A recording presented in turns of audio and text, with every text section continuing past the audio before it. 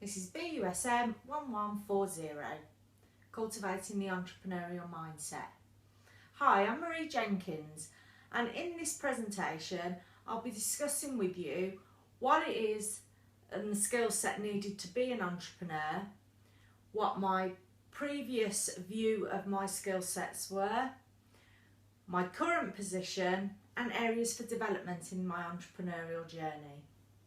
So what is it that are the key skills to be an entrepreneur? Identify opportunities.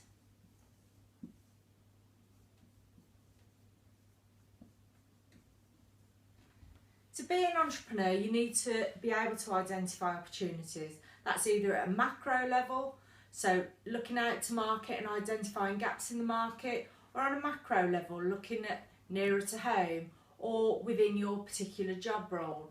You know, where are issues that you may need to move to. So it's about being able to pivot and identify those opportunities. Next thing, problem solving.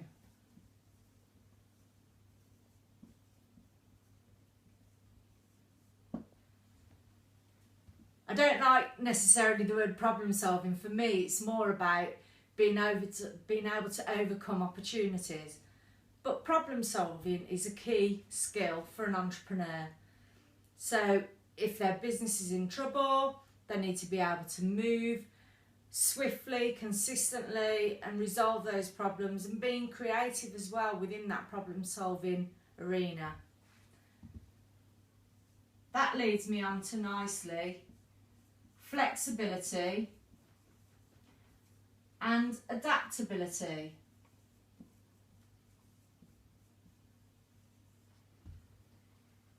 You've got to be able to be flexible. So basically, if there's an issue that comes up, you need to be flexible in your approach to how you deal with that. Your idea might not always be the right idea, and it's about being open and listening to other people, being creative and coming up with those solutions. So being flexible is key to being an entrepreneur, as is adaptable. Like I said, different people may have different views to you, but it might be that their view is the right one for your business. Next is risk. When you're an entrepreneur, sometimes you might take a punt at something you believe could create a massive opportunity, but there may be huge amounts of risk involved. So it's about how you calculate those risks and whether you can mitigate those risks.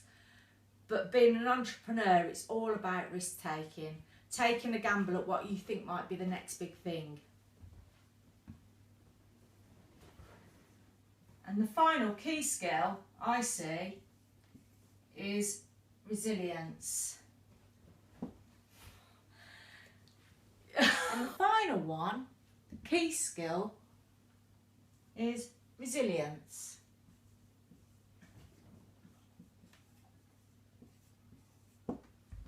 To be an entrepreneur, you need to be resilient. You're going to be going into unknown spaces. People might not necessarily know you, and sometimes people might challenge your decisions and also not necessarily like the decisions that you make. So to be an entrepreneur, you need to be resilient. You need to be able to keep going back, even though you may get knockbacks along your journey as you're building your business. So resilience is key as a key skill. So now what I'm going to do is look at what I recognise as my previous skills in the entrepreneurial mindset. So I'm going to talk about my previous entrepreneurial skills. And one of the key skills that I recognise I have is about problem solving. So in my previous role, when I worked in social housing, I was head of community support and care. I was in a situation where somebody from out of hours came into the office and they'd lost the out of hours case. This out of hours case held the keys for every single one of our sheltered and communal areas. And we had to come up with a plan, and fast, to ensure that the safety of our residents were paramount, including some of our most vulnerable customers in our sheltered schemes. So what did we do? We collaborated with all of the teams necessary. We delegated the jobs to individuals to ensure that we prioritised the schemes that were more vulnerable, i.e. our extra care schemes. And so that was just one area in which I had to come up with a solution, and fast. So that's one example. The other thing I recognise is that I am really creative. So let me introduce you to Mr. Bumbles. Now, Mr. Bumbles is a marketing tool that I'm using in my business, Advance Your Wellbeing. And Mr. Bumbles is being used when we visit places around the country to try and engage with our customers. And also, one of our customers actually chose his name from one of the housing schemes that we met when we was exhibiting at the National Housing Federation. So keep an eye out for Mr. Bumbles on Pinterest. The third skill that I believe I have is I'm a visionary. So when I worked in social housing, I was responsible for community support and care. And I was very focused in the fact that I wanted my services to achieve the very best standards in relation to the Audit Commission, which were the regulators of social housing at the time. I put up a plan in place, and basically what I achieved was an excellence in the service with 3 stars with excellent prospects for improvement, which was the very highest award to be given for a service. How that visionary looks now in my business, I have a very clear vision of what I want my business services to look like. I think what I need to do is I understand where I want my business to go to, but when I come to looking at what skills I need to develop further, is more on the planning side and how I can get to my vision for Advance Your Wellbeing. The fourth skill that I believe is friendly and approachable. I'm not afraid to make a fool of myself, putting myself out there, trying new things, and I think that makes me friendly and approachable. So my friends would say. I'm conscientious, so whatever I do, I throw myself into it 100%. And I keep going, and this leads on to resilience as well, is I keep going and I keep going, and I'm really determined. And I'm really conscientious, so when I do something, I like to do it at the very best of my ability. So that's a bit about what my previous skills were. Now I'm going to look at where I'm at now. Now I'm going to look at my current skill set. The first skill set I want to talk about is resilience. In 2014, I took some time from work because I was suffering with poor mental health. Then, in February 2015, I created a new business, Advance Events. I created that business to try and help other people within social housing so that they do not suffer with poor mental health like I did.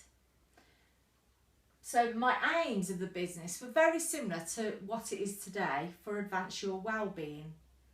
But after a year of poor performance within the business, I diversified the business to Advance Your Wellbeing.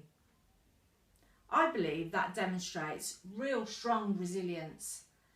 Never having had a business before, I could have quite easily walked away, but I was resilient. I was determined that I wanted my business to be a success, so I diversified my business into what it is today. The other current skill that I believe is about self-belief. Obviously, after my period of time of being off with poor mental health, my self-belief was very low. Since starting at university on my entrepreneurial course, I think it's done masses of difference to my self-belief, in that everything can be learned and that I can make my business a success. So I think that has made a huge difference in my current skill set in relation to my self-belief. And the same would apply with my confidence. I feel that I'm growing in confidence every day, and the more I learn, the more it's giving me additional confidence.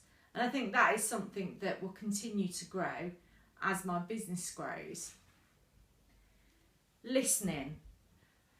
I'm a very strong personality, and I recognise that I was quite opinionated in my views.